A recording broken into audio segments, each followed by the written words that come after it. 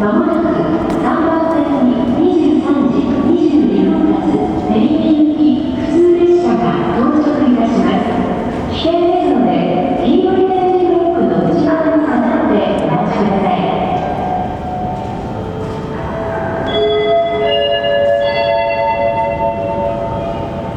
お待たせいたしました。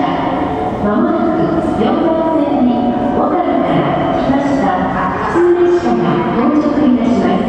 危険ですので、黄色い点字ブロックの内側に下がってお待ちください。この列車は折り返し23時30分発小樽行き普通列車となります。まもなく3番線、4番線に列車が到着いたします。ご注意ください。